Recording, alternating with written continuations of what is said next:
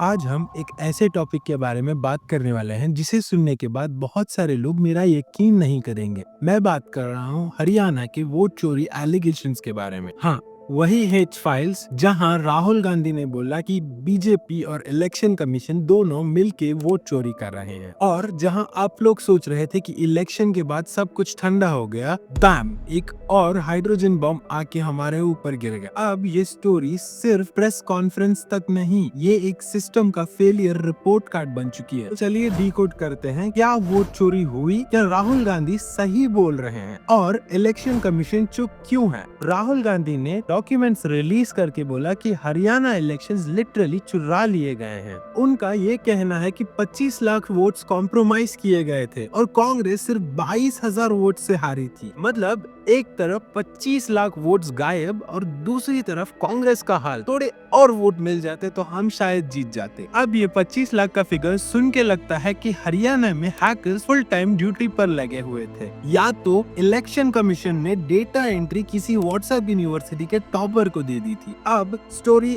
और स्पाइसी हो जाती है। राहुल गांधी ने एक स्लाइड दिखाई एक मॉडल की और लोगों से पूछा गेस करने के लिए कि वो औरत कहाँ से है। बहुत सारे लोगों ने बहुत सारे अनुमान लगाए, पर आखिर में जाके पता चलता है कि वो औरत ना तो हरियाणा से, ना तो इंडिया से, और ना ही एशिया से। वो औरत एक ब्राजीलियन मॉडल थी, और राहुल गांधी ने बोला कि इस औरत की फोटो 22 बार वोटर लिस्ट में आई थी, 10 अलग अलग बूथ्स पे और अलग अलग नामों से, सीमा, सरस्वती, रश्मि और स्वीटी नाम से। मतलब हेमा, रेखा, जया और सुषमा भी आ जाती तो पूरा निर्मा इलेक्शन एडिशन बन जाता।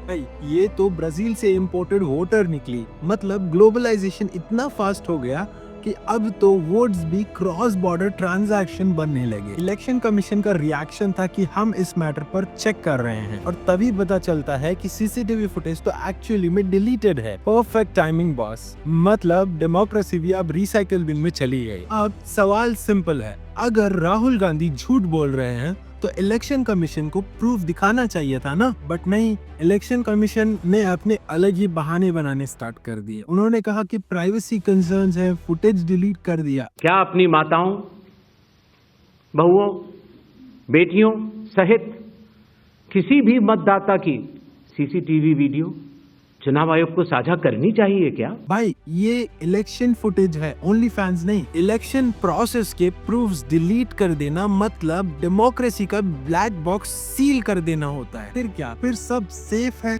ये वैसे ही है जैसे कोई अपनी रिपोर्ट्स जला दे और कहे भाई ट्रस्ट मी, सब ठीक है। हम इस वक्त भारत के सबसे सुरक्षित जगह पर खड़े हैं।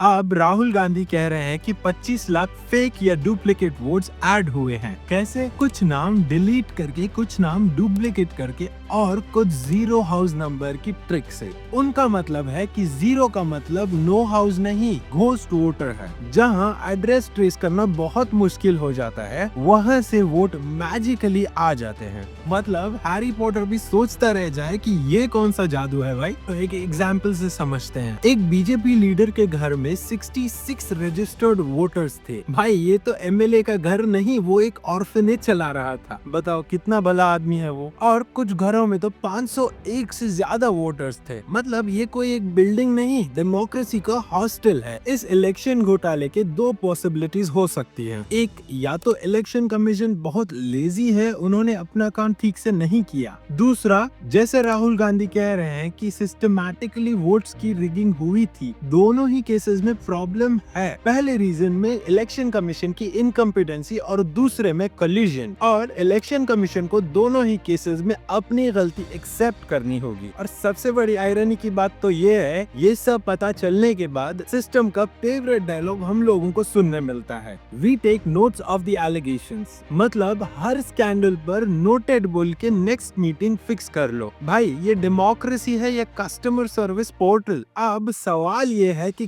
कांग्रेस इस मौके का फायदा उठा पाएगी या नहीं। जैसे कि पिछले महीने ये टॉपिक ठंडा पड़ गया था। राहुल गांधी वेकेशन से वापस पुलिस आए और उन्होंने कहा कि वो एक हाइड्रोजन बॉम्ब अपने साथ लेके आए हैं, पर public mood already move on कर गया है। भाई, जिस देश में पेट्रोल 110 रुपए, जॉब्स मिसिंग हो और जनता को वेब सीरीज ज्यादा इंटरेस्टिंग लगती हो, तब वोट चोरी पे ध्यान रखना बहुत मुश्किल है। कांग्रेस की सबसे बड़ी प्रॉब्लम यही तो है, डेटा और डॉक्यूमेंट से ज्यादा नैरेटिव की जरूरत है। पब्लिक को फैक्ट्स नहीं, फीलिंग्स चाहिए, और बीजेपी को ये बात बहुत अच्छे से पता है कि स्टोरी जो लिखता है वही अंत में जीतता है। तो चलिए अब कुछ सॉल्यूशंस के बारे में बात करते हैं। अगर गवर्नमेंट और इलेक्शन कमीशन सच में निर्दोष हैं, तो कुछ स्ट्रेट फॉरवर्ड क्वेश्चंस के आंसर्स चाहिए। हरियाणा वोटर लिस्ट को ऑडिट करवाओ एक इंडिपेंडेंट बॉडी से। सीसीटीवी फुटेज क्यों डिलीट किया गया है एक स्पेसिफिक टाइम स्पैन के बाद, इसका रीजन पब्लिक करो। और नेक्स्ट इलेक्शन से पहले एक ओपन वेरिफिकेशन सिस्टम लाओ। ट्रांसपेरेंसी कोई ऑप्शनल लग्जरी नहीं है। जब आपका वोट डाउट पर हो तो सिस्टम पर फेथ खत्म हो ही जाता है। अगर इलेक्शन कमीशन न्यूट्रल है तो प्रूफ करे, अगर गिल्टी है